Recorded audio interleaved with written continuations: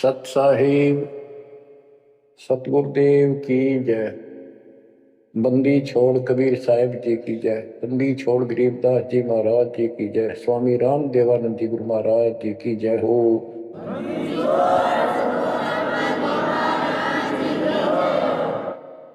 सर्व संतों की जय, सर्व भक्तों की जय, धर्मी पुरुषों की जय।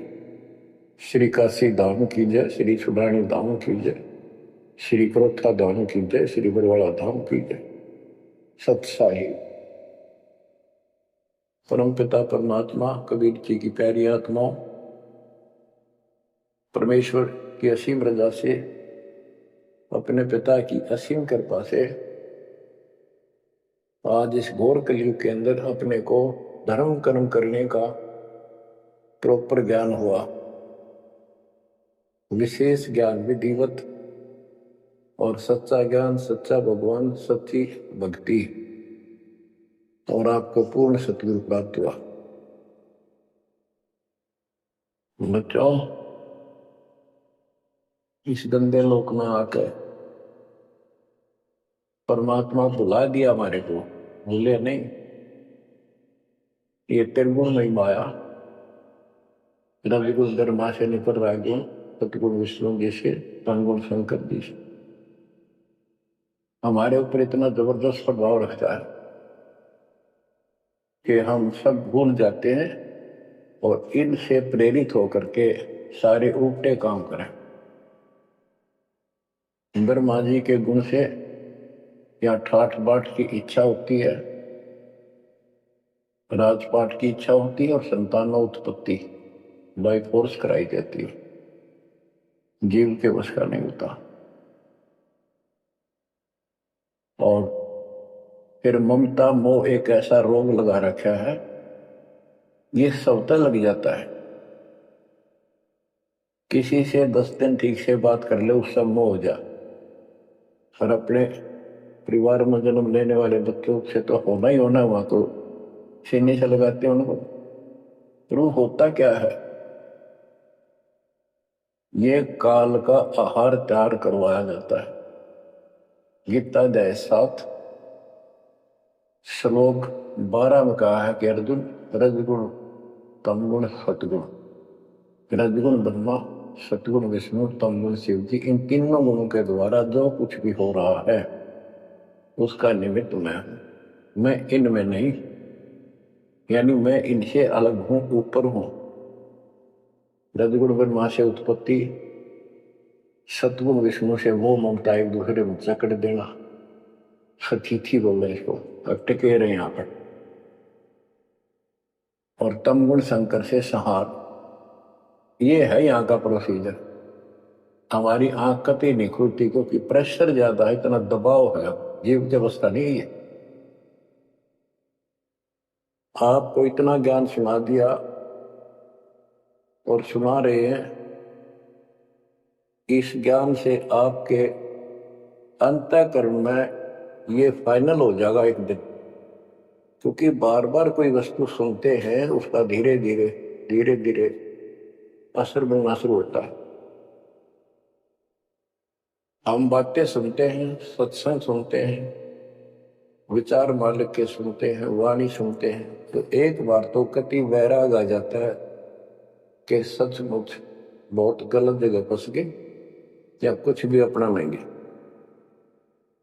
और उसके थोड़ी सी देर के बाद, क्योंकि हमें और काम भी करने होते हैं, ये व्यवस्था यहाँ की ऐसी है, तो फिर शाम तक कति भूल पड़ जाती है। बस मंत्र कभी कभी याद आ जाते हैं, करने हैं। सुबह दोपहर शाम की वो नियमित सतुति भी याद रह जाती है। बाकी समय हम ज्यादातर अन्य कारोबार के सिलसिले में, रोजगार के सिलसिले में बातें करते हैं। वह फिर से थोड़ी सी भूल पड़ जाती है। फिर जब सत्संग सुनते हो फिर जागृति आती है। ये ऐसे चलेगा, चलने दो। जैसे आपको बताता हूँ, बार बार दास बताता है कि आप बच्चे स्कूल में जाते हैं, अध्यापक आता है, अपना उसका पीरियड लेता है, सबको सावधान करता है, ध्यान से सुनो, लाइन में बैठ जाओ। तो हम बहुत सतर्क होके उनकी एक एक बातों को सुनते हैं, नोट करते हैं, लिखते हैं, फिर याद करते हैं। उसके बाद हम फिर खेलते कूदते भी हैं। बच्चे घर का भी काम करते हैं, माँ बाप का हाथ भी बटाते हैं। लेकिन जो स्कूल के अंदर जो बातें सुनी थी, जो ज्ञान सुना था, वो एक अलग कोने में, हृदय के अलग कोने में डिपॉजिट होना शुरू हो जाता है। और उसके अतिरिक्त हम और भी काम सारे करते रहते हैं जो पहले भी कर रहे थे। एक दिन हम विद्वान बन जाते हैं, वो काम फिर भी कर रहे हैं। इस ज्ञान को रह रहकर सुनने से एक दिन आत्मा कभी दृढ़ हो जाएगी कि इस संसार में एक दिन भी रहने का नहीं है, ये संसार एक दिन भी। और कभी भी फिर शरीर यहां से छूट जाए, जाने का टाइम आ जाए, नो प्रॉब्लम। हमारी आस्था सतलोक में जाने की होगी, क्योंकि हमने वहां जाने का टारगेट बना रखा है। पहले तो हमारा कोई टारगेट नहीं था, हमारे पास जाएंगे कहाँ। उसमें कोई बच्चे में मोह हो जाता, परिवार में मोह रह जाता, यही कुत्ते बनकर जन्म ले लेते। कबीर साहब कहते जहां आशा तहां बासा हुई, मन कर्म वचन सुमरियो सो। गीता अध्याय 7 श्लोक 6 में यही स्पष्ट किया है कि अर्जुन, अंत समय में जो जिस भी भाव में भावित रहता है, जिसकी जिसमें आस्था रहती है, वो उसी को प्राप्त होता है। जब तक हम भक्ति नहीं करते, इस ज्ञान से परिचित नहीं होते, तो हमारा संसारिक यानी परिवार में, संपत्ति में, इसमें कभी हम जकड़े बैठे होते। एक उदाहरण दिया करते थे गुरुदेव,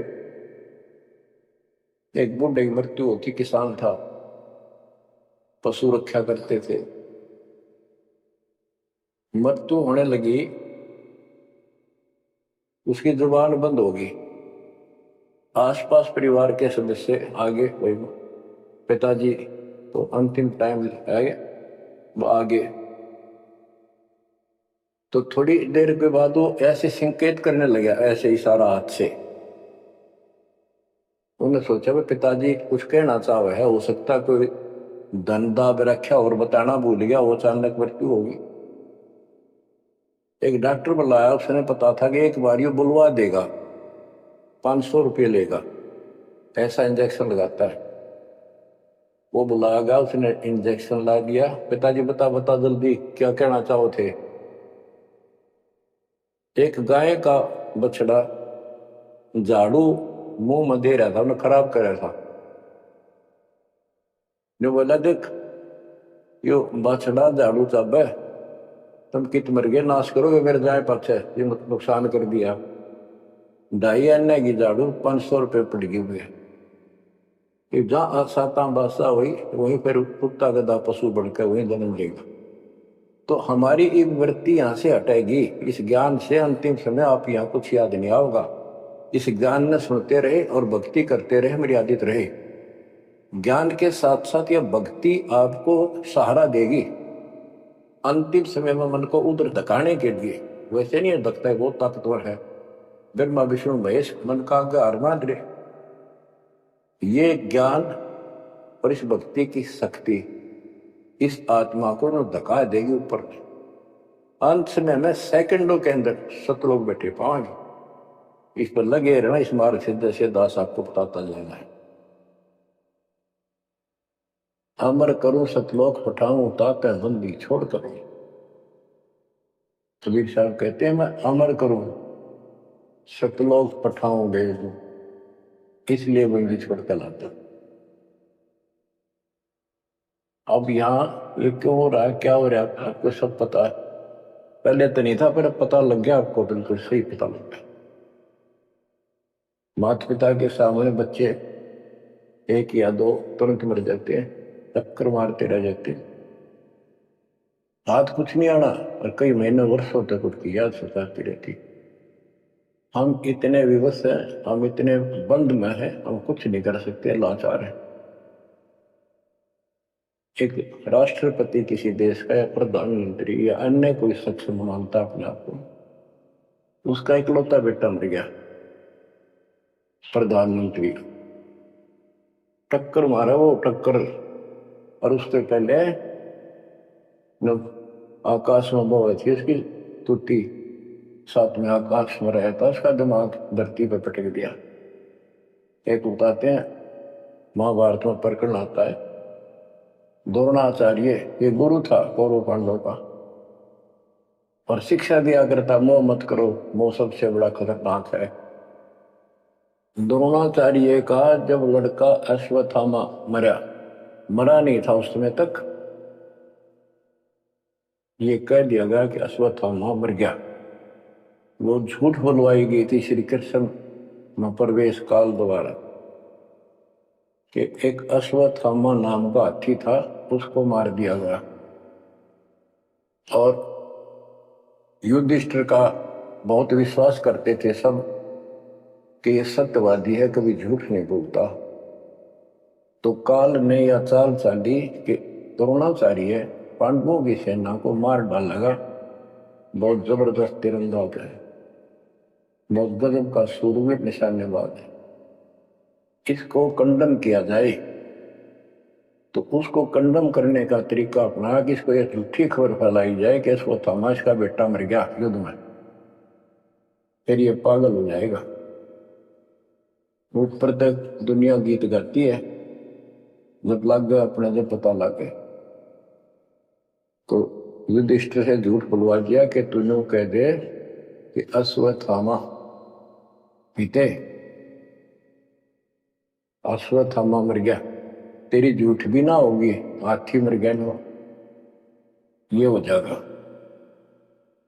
तो पहले तो युधिष्ठिर माना नहीं, फिर ये कहा कि हाथी मार दिया है, तो झूठ थोड़ी है। झूठ तो थी है नहीं थोड़ा। पहले हम छोटे से थे तो यूं कहते, अरे झूठ बोली तो ना पाप लगेगा, ना उंगली पर उंगली चढ़ा कर बोली थी कि कौन पाप लगे। यानी अपने फार्मूले हैं, पाप तो लगेगा। तो सब ने कहा कि आपका बेटा अश्वत्थामा मर गया द्रोणाचार्य। तो बोला नहीं, मेरा बेटा नहीं मर सकता, नहीं मर सकता, उसको मारने की हिम्मत किसी में नहीं है। कि युधिष्ठिर कह देगा तो मैं मान जाऊंगा। तब युधिष्ठिर ने कहा अश्वत्थामा थे नर नर, तो जोर तो बोल दिया, और आदमी या हाथी ये नहीं कह सकता, वो मन मन में बोल दिया। तो यह बात सुनकर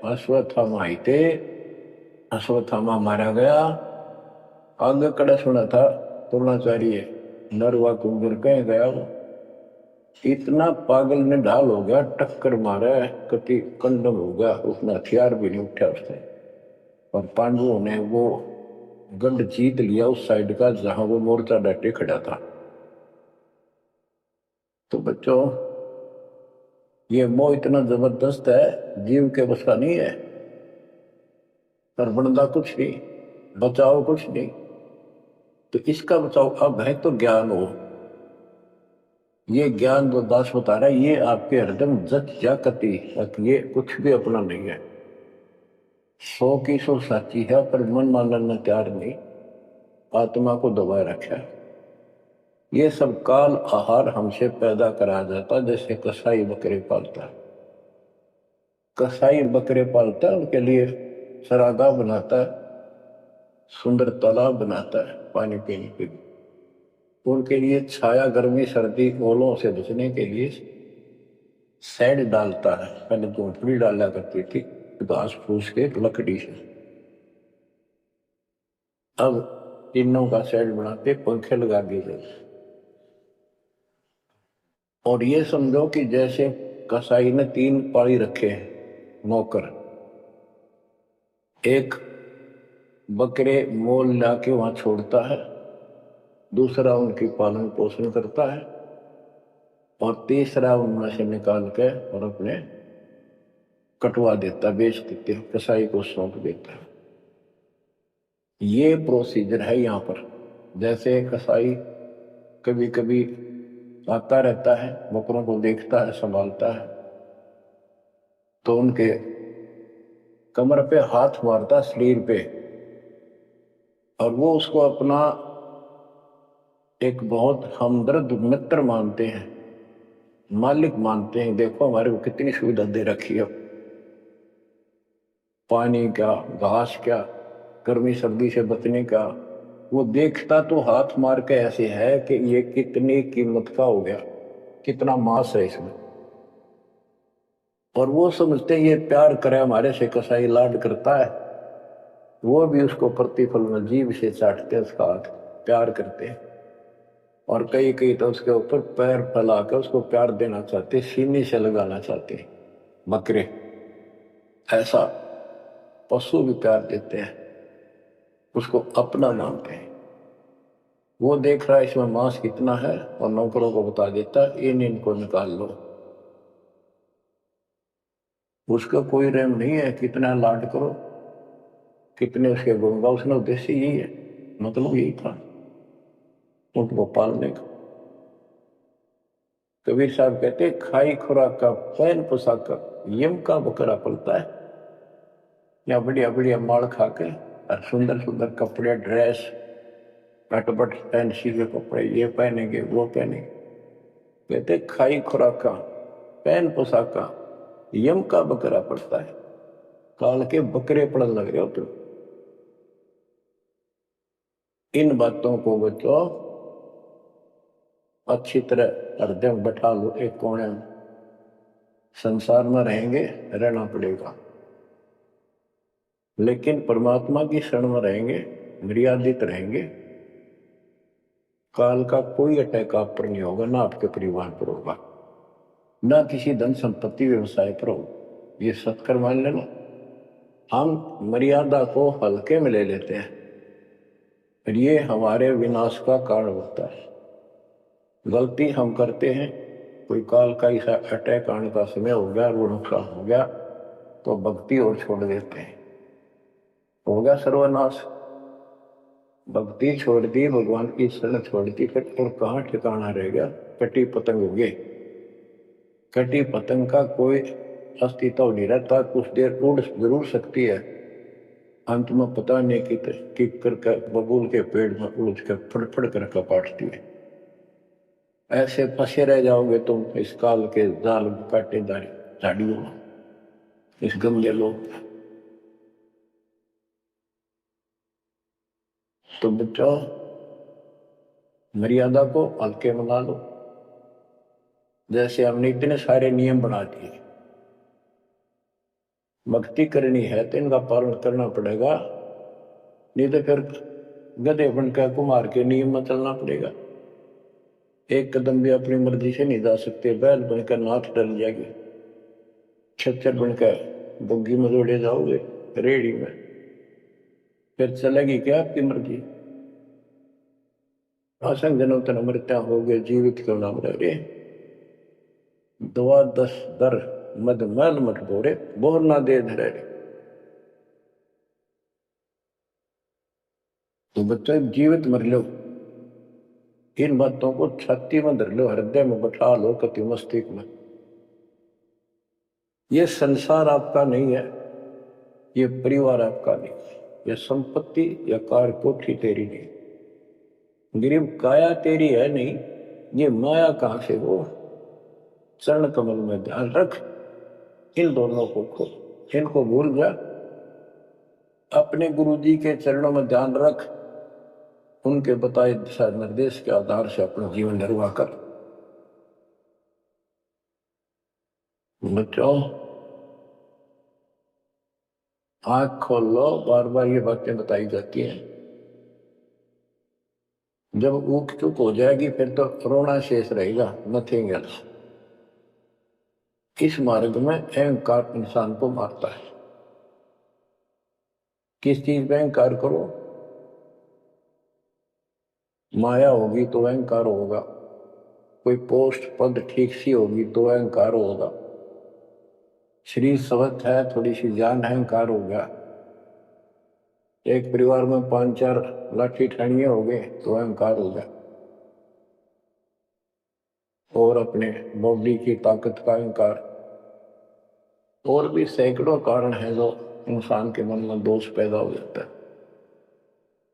तो ये इंसान का सबसे बड़ा खतरनाक शत्रु है। परमात्मा को अहंकार पसंद नहीं, और छोटी मोटी गलती को माफ कर सकता है। रावण था जिसे अहंकार नहीं छूटा, 10 मस्तक सर भी काट दिए, 10 बार काट दिए तो वापस दे दिए, ले भाई। ये सारा कुछ खेल कबीर साहब का किया, सारा कुछ। ये आत्मा परमात्मा की है, चाहे आज राक्षस है, चाहे कोई कसाई है, चाहे देवता है, चाहे ब्रह्मा विष्णु महेश है, चाहे कीड़ी हाथी छोटे जीव है, कोई मनुष्य है, स्त्री पुरुष है, बालक बच्चे जीव जंतु सब उसके हैं। काल चाहता भक्ति में इनकी आस्था खत्म हो, मालिक चाहता है इनकी भक्ति में आस्था खत्म ना हो, फिर कति गए काम क्या। जो भी जैसी साधना मालिक के नाम पर बैठ कर कहीं कर रहा है, उसके पिछले संस्कार से, उस भक्ति से जो उसको मिलना है, उसके साथ साथ परमात्मा उसको सहारा देते। जैसे रावण ने सिर काट दिया शिव जी के निमित्त, तो भगवान के नाम काटा उसने, वो भगवान की खोज में निकला था। साधना गुरु गलत मिलने से उसको मार्ग गलत मिल गया। पिछले जन्म के संस्कारी ही इतने सैक्रिफाइस कर सकते, इतनी कुर्बानी कर सकते, वैसे नहीं हुआ करते। तो पिछले जन्मों में वो भगवान का भगत रहा है, फिर इतना बिगड़ गया कि राक्षस बन गया। तो उस मालिक ने उसको 10 शीश वापस दिए, लेकिन बकवाद करी तो अंत बुरा हुआ। उसके कर्म मत उसने दीदी सीधी की, उनसे धन दे दिया, वो धन भी यही छोड़ गया। गिर सर्व सोने की लंका होती, रावण शरण दी, एक पलक में राज विराजी जम के पड़े दी। मन तो सुख के सागर बसरे, और न ऐसा यसरे। क्या मांगो कुछ थिर न राही, देखत नैन चला जग जाई। एक लख पूत सवालक नाती, उस रावण का आज दीवान बाती। एक पुत्र मांगते फिरते, एक बेटा देते, हे भगवान बेटा हो गया। बेटियों की तो हम गिनती नहीं करते,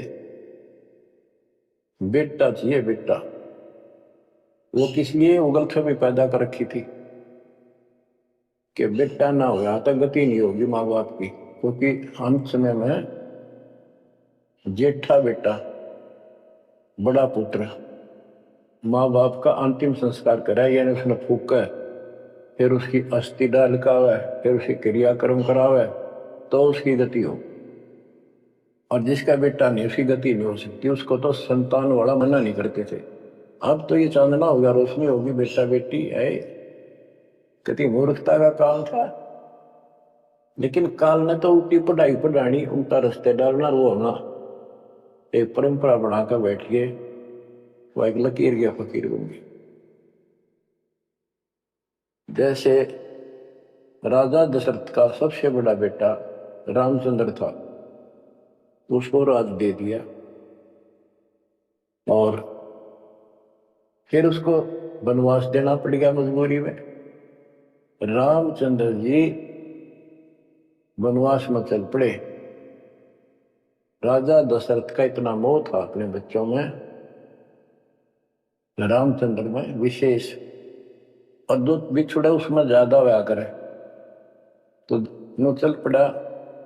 महल के ऊपर चढ़ के देखा, दिखता रहा, फिर नहीं दिखा तो चौबारे की अटारी पर चढ़ गया। चौबारे पर चढ़ कर जहां तक उससे दिखा, फिर मंडेर पर चढ़ गया, एडी ठाई गिर गया, वहां से जमीन पर गिर गया, गिरते मर गया। अब रामचंद्र वापस नहीं आया, उसका अंतिम संस्कार किसने करा? वो पूछने वाला मंदबुद्धियों ने, जो दुनिया को भ्रमित क्या करते थे, किसी की अकल वहां नहीं गई वहां तक।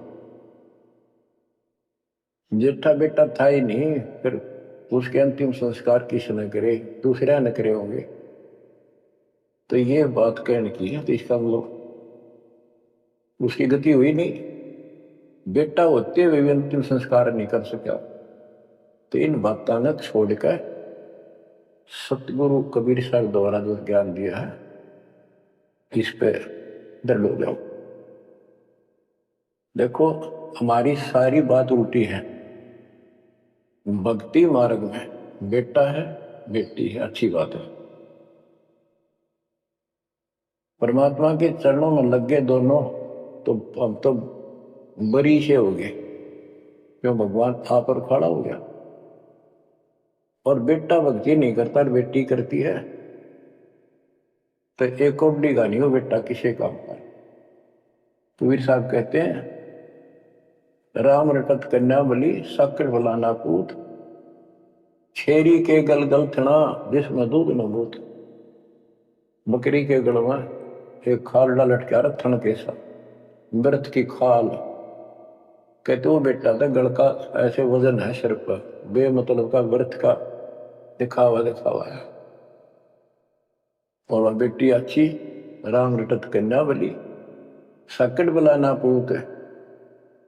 तो बच्चों ये दातम मार्ग है, इसमें सारी बातें पहले से विपरीत हैं।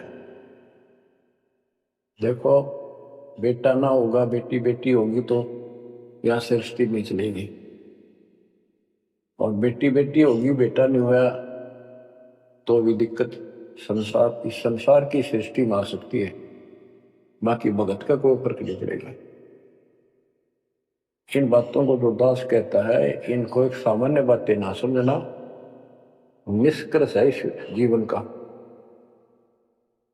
जिसके बेटी नहीं है तो उसको ये तड़प रह जाती है बेटा होता, या भूल के भी ना करना। इन बेटे वाले देख लो कितने सुखी, टाइम पर रोटी नहीं चाह ने भी तरसे बैठे बैठे। वो छोटा सोचा बड़ा आप दे देगा, बड़ा सोचा छोटा कह देगा। बड़े बेटे आख्या मत आंसुओं बुढ़ा में। और बेटी आखिरी सांस तक प्यार देती है अपने माँ बाप को, एक आदि ने कमी बात कह नहीं सकते। वो किस्से के बिना होती हो तो आत्माएं खुश होती है आखिरी सांस तक। यहां भी हमने देखा जैसे लड़की रोटी खा रही है और लड़का वैसे बैठा था। मां ने कहा बेटा वो सामान ला उठा के रोटी तैयार बनाऊंगा भोजन। बैठा बेटा ना लाऊं यूं कौन खोए अलावे। बेटी तो कह भी कोई ना, रोटी खाती खाती छोड़ के आण की थी। एक 10 साल का की होगी, लड़का 12-13 साल का। उठ कर रोटी छोड़ के हाथ धोकर और सामान लाकर माँ को दे दी। लेकिन फिर भी बेटे में मोह ज्यादा और बेटी में नहीं। इसका कारण यह था कि हमने बेटी को बाहर बना लिया इस गलत रीति रिवाज। बेटी तो 15, 16, 20 साल की मेहमान होती है आपकी। ये तो परमात्मा की बेटी 2 गुना का सुधार करती है।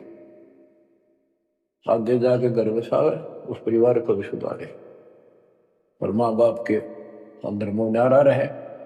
तो भाव ये है कहने का, अगर बेटा नहीं है ना और भगत है उसके सब भगवान धरती पर नहीं।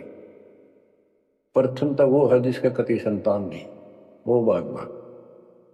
दूसरा वो है जिसका बेटा ना हो, बेटियां की करके शादी वृद्धावस्था में अपना लेकर मारा जाता है। और बेटी वहां बैठी भी माँ बाप की चिंता करेंगी और कोई न कोई सुविधा उनको देती रहेगी। और बेटा छाती पर रह के भी खून फूके जाएंगे, कति साफ दिखाई दे, इसमें कोई मानो तो ना मान। लेकिन बेटे भी हैं ठीक है, और उनमें वो भी भक्ति करो आप भी करो, कुछ दिन में उनको समझ आ जाएगी। पुत्र वधू भी भगवान से डरने वाली हो जाएंगी, माँ बाप का ध्यान रखें। वैसे कोई विकल्प नहीं इसका, लेकिन इस दुख को हम अच्छा मानते हैं पुत्र ना होने से। हम तो काल ने गधे बना रखे हैं। जितना कष्ट में रहे और वजन लद्या रहे तो हम सीधे चला और कम हो जाता मानने को। हमारा तो जैसे एक माई का पुत्र मर गया 15-16 साल का, और भगत थी, टक्कर मारी, रोना पड़े है कि बस की बात है, पाला पोसा ले जाता का। फिर उसने थोड़ा सब्र हुआ जैसा कुछ दूसरे देखो बिना भगत थे उनके पड़ोस में, जो उनके लड़के की शादी होगी और वह पत्नी थी बदचलन, उनको समझाने की चेष्टा करी कि तू ऐसा ना कर, लेकिन वह तो मानी नहीं, उसने वही फांसी खा ली।